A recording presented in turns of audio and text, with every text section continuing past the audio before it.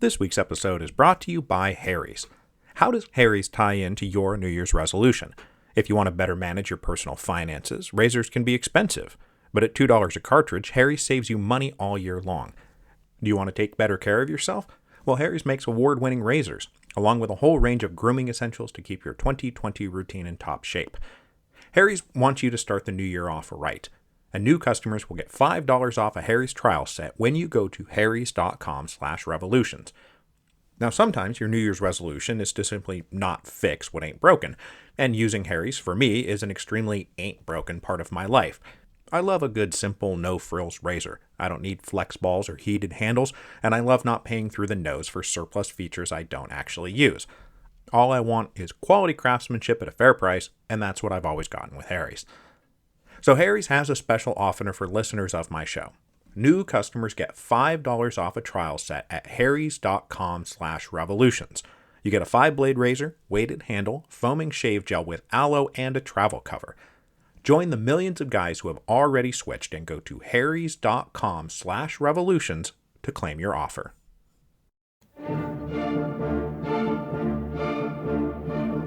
Hello, and welcome to Revolutions. Episode 10.28, The Spark. So welcome back. I hope you've had a chance to listen to our Revolutions podcast update. But if you couldn't wait to get back into the story, then that update will be waiting for you when you're done with this episode.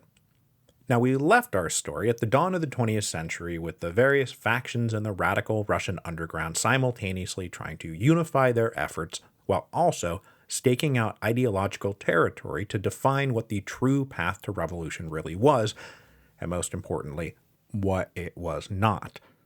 Today, we will start grappling with the most historically significant of these efforts, the attempt to unify the recently formed, but still at this point entirely theoretical, Russian Social Democratic Labor Party. This attempt was spearheaded by Lenin and his orthodox Marxist comrades. Now, we last left Lenin and Krupskaya and Martov and the other leaders of the Union of Struggle for the Emancipation of the Working Class at the end of episode 10.24. They had all been exiled to Siberia. Now, exiles to Siberia came in two broad forms, either hard labor in work camps or just being ordered to go live in some remote village that you were not allowed to leave.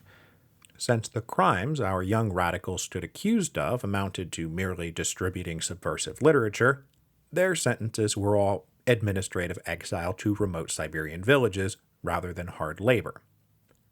But still, not all remote Siberian villages were made equal. Probably thanks to the Ulyanovs being legal members of the nobility, Lenin wound up assigned to a plum village down in the south, in a region called the Italy of Siberia thanks to its relatively mild climate. So, though it was a tiny, dung-strewn village in the middle of the steppe, it was hardly unbearable, and to a certain degree Lenin enjoyed his exile. The mail service was regular, even if it was months behind the times, and he was constantly getting shipments of books and clothes and other material from home. He was able to complete his first major theoretical work, The Development of Capitalism in Russia, in between hunting and fishing expeditions. Meanwhile, you will recall that also at the end of episode 10.24, Lenin proposed marriage to Comrade Krupskaya, and when she was finally sentenced for her own crimes, she and her mother were both allowed to join Lenin, beginning their 3-person cohabitation that would continue for the rest of all their lives. Mother and daughter arrived in Siberia in May 1898, and Nadia and Vladimir were officially married in July. Now, their marriage was often described, both then and now, as cynically proposed and politically convenient. But it was not without affection, loyalty, and the regular ups and downs of married life. And they were husband and wife. Comrade Martov, meanwhile, drew the short straw. He received a much harsher sentence to a tiny village in the northern tundra just south of the Arctic Circle. We're talking minus 50 degrees in the winter, swarming with mosquitoes in the summer. Martov's 3 years in exile were defined by physical discomfort, mental isolation, and poor health. Martov's village received exactly 9 mail deliveries a year, and he was starved for information and any connection to the outside world. But despite limited contact, Lenin and Martov were able to correspond with each other, and their friendship and partnership grew even as they remained physically separated. They were also both able to use the same old invisible ink and hidden messages and otherwise innocuous books routine to stay informed and even contribute to the political debates among their free comrades back in Russia, which is how both Lenin and Martov followed with increasing distress the rise of revisionism and economism and legal Marxism. Their own letters, both to each other and back home, expressed outrage at the spread of these heresies, and they resolved to do something about it once they were free. Lenin's 3-year sentence finally ended at the end of January 1900, and though Krupskaya still had another year to go, she had been arrested and sentenced later, there was never any question of Lenin staying in exile while she finished her term. He had work to do. So he left while she and her mother stayed behind. Martov's exile, on the other hand, wrapped up at the same time Lenin's did, and the two comrades, who had hardly spent more than a few days under the same roof together, now rejoined one another and made plans to refound the Russian Social Democratic Labor Party on a firm, united footing. And to this end, Lenin made contact with Pyotr Struve and attempted to find enough common ground with the legal Marxists to create a national newspaper that could espouse a single unified social democratic message. But the legal Marxist drift towards reformist liberalism was in full effect, and they were no longer able to see eye to eye on fundamental questions. Their unification was impossible, and henceforth they would be rivals for the hearts and minds of the radical intelligentsia. With the split now permanent, and the authorities keeping a very close eye on him, Lenin concluded he could do more abroad than he could at home. He applied for permission to leave the country and found his passport quickly approved. There was nothing the authorities liked more than energetic radicals going abroad and sinking into the lethargy of an émigré's life far from St. Petersburg and Moscow. Now, during his exile in Siberia, Lenin had maintained contact with allies in those émigré communities who still believed in holding the orthodox line against revisionist economism, since they had essentially invented and defined that orthodox line, and we're talking here about the original Emancipation of Labor group of Plekhanov, Zasulich, and Axelrod. What Lenin now proposed, and what the Emancipation of Labor group agreed to, was the foundation of a national newspaper that could become a focal point for social democratic organizing and a way to spread information, ideas, and solidarity throughout the Russian Empire. This new national newspaper would combine their forces, the intellectual and moral authority of the old guard with the energy and fighting spirit of the new guard, and together they would restore sanity to the social democratic underground. Now, despite Lenin's misgivings, Martov elected to stay behind in Russia while Lenin departed for Switzerland and then Germany in July of 1900. But if the proposed newspaper was going to have an audience, it needed points of distribution and allies inside of Russia. And so Martov spent the next year traveling around, making contacts, organizing allies to receive and distribute the newspaper when it started publishing. By the fall of 1900, the work of organizing, writing, and publishing this new newspaper was underway, and it even now had a name. They called it Iskra, or the Spark. Iskra had multiple functions. First and foremost, it would establish an orthodox Marxist line of attack on the Tsar and his regime, and create a national narrative within which local social democratic groups could fit their own local struggles.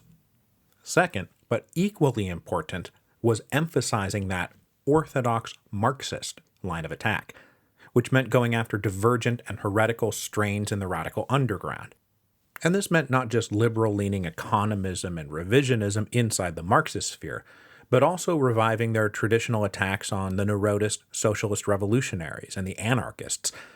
Because if they were going to take down the Tsar and usher in a social revolution, they were going to have to do it with right theory and right action. Third, as we'll discuss more in a minute, Iskra was also meant to serve as the new foundation of the Russian Social Democratic Labor Party, which, despite being technically founded in 1898, didn't really exist yet. Iskra was meant to give form and focus and unity to the kind of National Social Democratic Party that the Iskra leadership deemed essential to the revolution. That leadership team was a six-person, self-appointed editorial board, which is always described as a balance between the old guard and the new guard. The old guard was, of course, Plekhanov, Zasulich, and Axelrod. The new guard was Lenin and Martov, and this other guy, Alexander Petresov, who was their comrade in the Union of Struggle and had been arrested and exiled and freed alongside Lenin and Martov. And though Petresov is obviously important enough to be on the board of Iskra, and would be around all the way through the revolution of 1917, he positively radiates plus the other guy energy.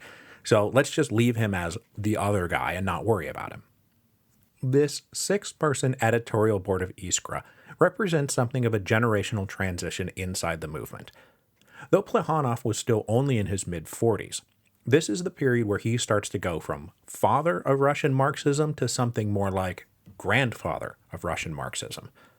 And though in the early period of the paper, Plekhanov believed he would remain the dominant personality, his younger colleagues were not interested in deferring to Plekhanov's will and ego the way Zasulich and Axelrod always were. They respected Plekhanov enormously, they honored his life and work, but they would not be his ciphers. And in an important early showdown, the New Guard carried a proposal to base Iskra in Munich, Germany, rather than in Switzerland. Now, this was partly to keep the paper in neutral territory. Switzerland was so full of long-established acrimonious factions inside the Russian colony that publishing the paper there might inhibit Iskra's ability to be something new rather than just the continuation of something old. But publishing the paper in Munich was also a bid by the younger editors to stop it from falling under the domineering thumb of Plekhanov. So the first issue of Iskra was published in December 1900, and it would be the first of 51 issues printed over the next 3 years. By the spring of 1901, Martov and then Krupskaya had both joined Lenin in Munich, and they all devoted all their attention to the paper. Iskra devoted its column inches primarily to three main topics. First, a relentless denunciation of the Tsarist regime. Second, relentless attacks on revisionism and economism as false bourgeois traps they must not fall into. And third, sharing news about activities and successes of comrades who were sending in reports from their local areas.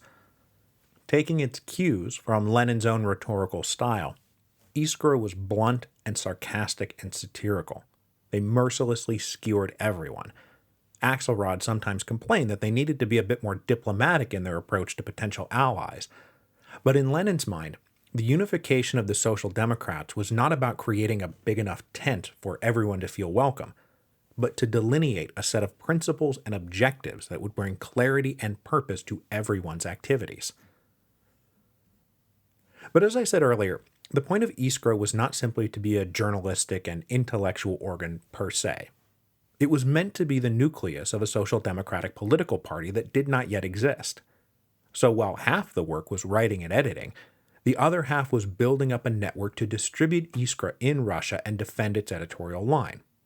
And this network was meant to become the organizational skeleton of a fully realized Russian Social Democratic Labor Party. And with Lenin as the one most interested in this particular aspect of the paper, and Krupskaya acting as principal secretary, the network of agents and contacts and comrades that they started organizing took orders from and sought advice from Lenin and Krupskaya. And the couple was very successful at both distributing the paper and winning the loyalty of dedicated agents across Russia. And they were encouraged to adopt a with us or against us mentality. And thanks to all this, its subscription list grew and spread. At its peak, they were printing 8,000 copies of each new issue. Iskra was unquestionably the single largest and most successful revolutionary newspaper of the time, of any of the revolutionary creeds or sects or organizations. And whether you loved them or hated them, everyone now had to reckon with this new Iskra party. Alongside the regular work of putting out the paper, Lenin wrote a condensed summary of all the ideas that were now being espoused piecemeal in Iskra, and he named his manifesto after his own favorite novel, What is to be Done? Now, this short book opens with its most immediate purpose, which is staking out the superiority and necessity of orthodox Marxist revolution as opposed to revisionist reformers and opportunists in the West who were now horror of horrors joining governmental ministries, as if a real socialist could cohabitate in a government with a bunch of bourgeois liberals. But the later sections of What Is to Be Done wound up being more historically important, as it outlined Lenin's theories and strategies and tactics for organizing a revolutionary party, and it became essentially the practical handbook of Bolshevism. And here, Lenin himself revised Marx a little bit, saying that the proletariat was never on their own and spontaneously going to produce the leaders or the revolutionary consciousness necessary for them to play their historical role in overthrowing capitalism. So they needed guidance and leadership. But Lenin also believed that both sides of this equation, the intelligentsia and the workers, would, if left to their own devices, both drift in their own way away from revolution. The intelligentsia would sink into their comfortable bourgeois habits and embrace reformist liberalism, as was happening with revisionism and the so-called legal Marxists. Meanwhile, the workers would be seduced by the immediate fruits of mere trade unionism. So what was needed to keep everyone on track was a network of professional socialist revolutionaries drawn from the intelligentsia who would not abandon the socialist faith, but who would commit to keeping the workers focused on the real prize, political and social revolution. And though he was talking about committed, professional, fully dedicated revolutionaries, Lenin opposed the creation of a people's will-style elite vanguard party who had simply given up on getting the people on board. Lenin's understanding of historical materialism meant that the revolution would ultimately be a mass movement. The problem was that under the prevailing laws of the Russian Empire, organizing a mass worker party was illegal. So they would have to do the next best thing: create the skeleton of that party, so that when the Tsarist regime crumbled under the weight of its own contradictions and incompetence, as it must, the party would be ready to rapidly scale the party up into a mass movement. The dictatorship of the proletariat was still never meant to be a Jacobin-style revolutionary dictatorship. This was all about the people rising up from below, rather than a small group of elite revolutionaries issuing decrees from above. Just as Lenin was finishing What Is to Be Done, the heat in Germany got turned up a bit as the authorities started getting annoyed at reports of their brazen smuggling operations. So the board of Iskra voted to relocate from Munich to the greater freedom of London. The move to London marked the end of whatever honeymoon period they all enjoyed together. Plekhanov and Axelrod, still living in Switzerland, started to recognize how little influence they had on the daily running of the operation, while Lenin proceeded to take on an even greater role. He and Krupskaya continued to lead the project of organizing and operating agents back in Russia, and more everyone came to the realization that by accident or design, Lenin and Iskra were becoming synonymous. But in Lenin's defense, he was a workaholic who was 100% committed to Iskra in a way that the others just weren't. Axelrod and his wife were both sick, and he lived in Zurich. Plekhanov was always more interested in theory than in practice. Vera Zasulich was an increasingly passive partner, and Martov, though still young and energetic, was also more concerned about developing himself as a writer and a theorist, not a publisher and an organizer. Plus, he was personally unhappy in London and spent as much time as possible traveling around to confer with émigré groups in Germany and Switzerland and France to build up support for Iskra among the exiled intelligentsia. So the long hours and necessary work of actually putting the paper to bed fell on Lenin's indefatigable shoulders. His reward for bearing this burden is that he often called the shots.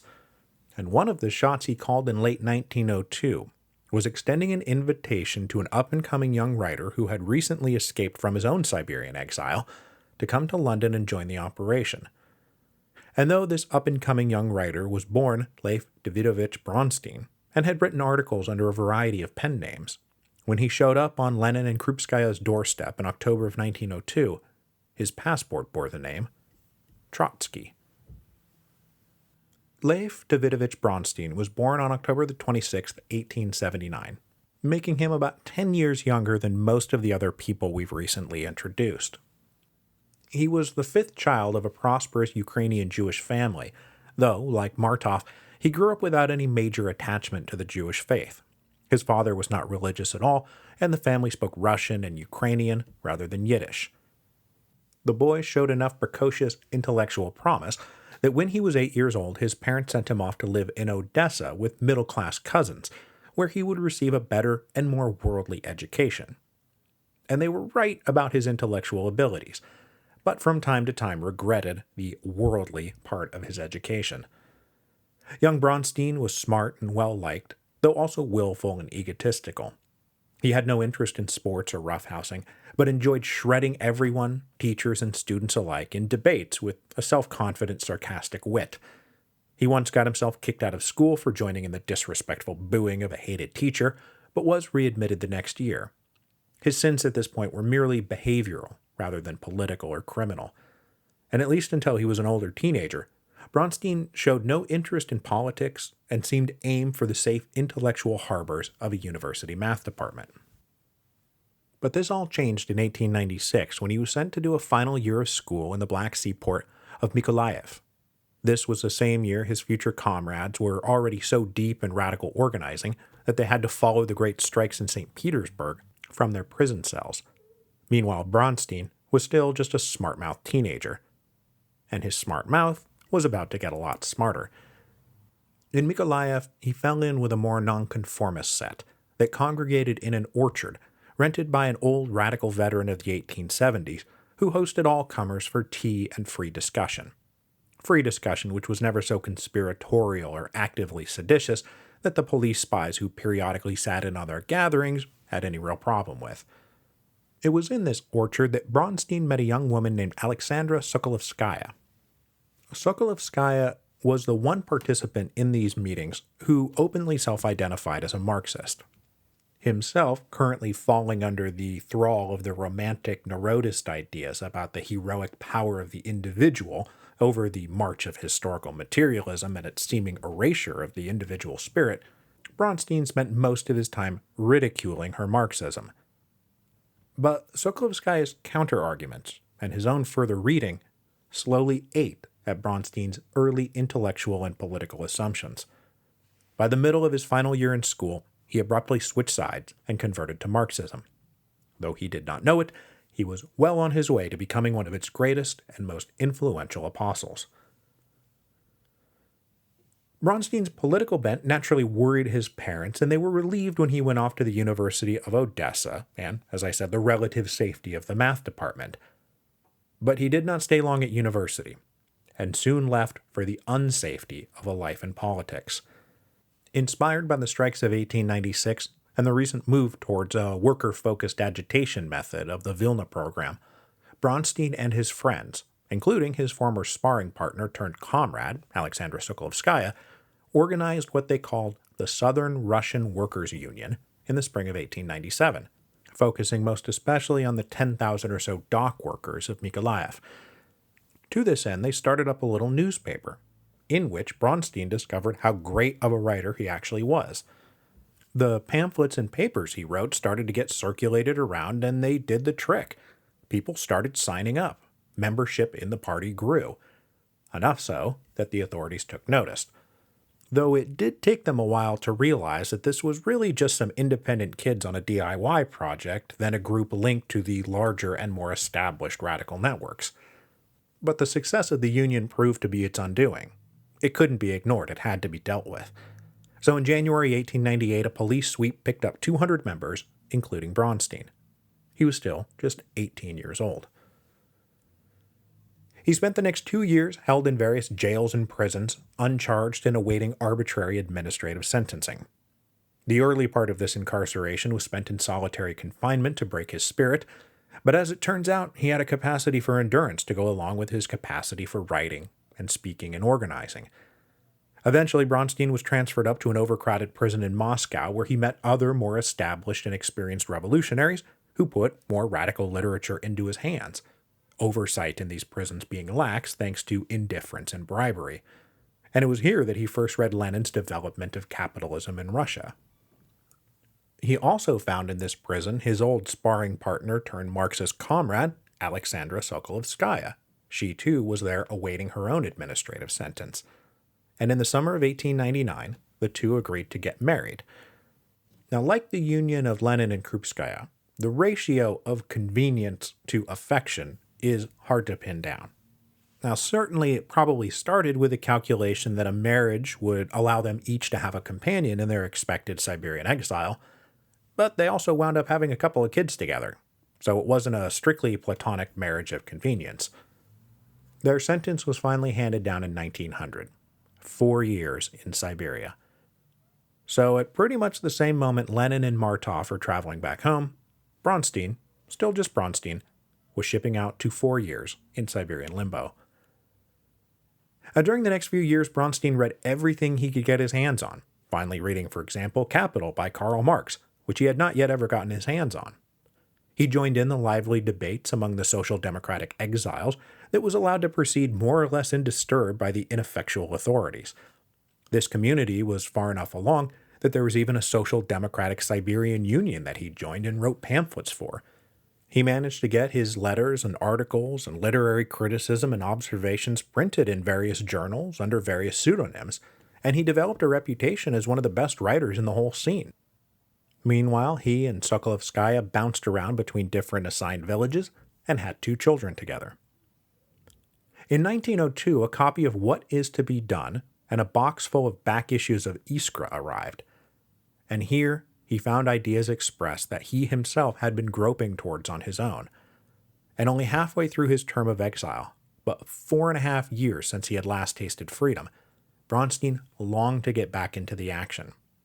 So when an opportunity arose to smuggle him out of Siberia, he took it. And he apparently took this opportunity to escape alone with the full support and encouragement of Sokolovskaya, now the mother of his 2 children. The escape would prove to be the amicable dissolution of their brief marriage, though they would remain on friendly and mutually supportive terms for the rest of their lives. So, leaving his wife and kids in Siberia, Bronstein hid in a hay cart and then followed a series of contacts west using a fake passport. Needing to slap a name on this document, he wrote down the name of one of his original jailers in Odessa, Trotsky. So it was Bronstein who went to Siberia, but Trotsky who came out. And when he got out, he started traveling around, making new friends and contacts, many of whom knew the reputation of this young writer from Siberia, and they sent back reports to Lenin in London saying, "We have this remarkable talent. What should we do with him?" And Lenin sent his response, "Tell him to present himself at the Iskra office in London. There's work to be done." Not wasting any time, Trotsky crossed the border and headed to Britain in October of 1902, finally showing up unannounced on Lenin and Krupskaya's doorstep in the wee hours of the morning with not even enough money to pay the cab driver. Trotsky's arrival did not really shift the dynamic too much at Iskra, much to Lenin's chagrin. Trotsky was well liked by everyone, and his talents were undeniable, and after just a few months, Lenin proposed that Trotsky be added to the editorial board, an initiative supported by everyone else. But co-opting a new member onto the board required unanimity, and Plekhanov would not have it. He was still holding tenuously to his status as leader of Russian Marxism, and he did not want to hand Lenin the gift of a loyal and deciding vote in Iskra matters. Not that Trotsky's vote would have impacted the next really big decision the editorial board voted on anyway. The others were sick of being based in London, and with plans well underway to hold a second party congress of the Russian Social Democratic Labor Party underway, they decided it was better to consolidate their own group. In March 1903, they voted to move their headquarters to Switzerland. Lenin objected and voted no, but he was the only nay. And so, Iskra moved to Switzerland. And that takes us to the brink of a small gathering at the time that became a huge event in retrospect. Next week, we will discuss the Second Party Congress of the Russian Social Democratic Labor Party, and really the first time anything like a Congress was actually held, seeing as how the quote-unquote first Congress was 9 guys in a house who were all soon arrested. Now you would think, as I've outlined things here today, that the natural battle line would be drawn between the 2 alphas, Lenin and Plekhanov. The upstart versus the master, the new guard versus the old guard, the student versus the teacher. But it wouldn't go down like that. Lenin and Plekhanov would form an alliance that would define the party. And instead, the major battle line would be drawn between new factions and old friends. factions that would soon be dubbed the Mensheviks and the Bolsheviks.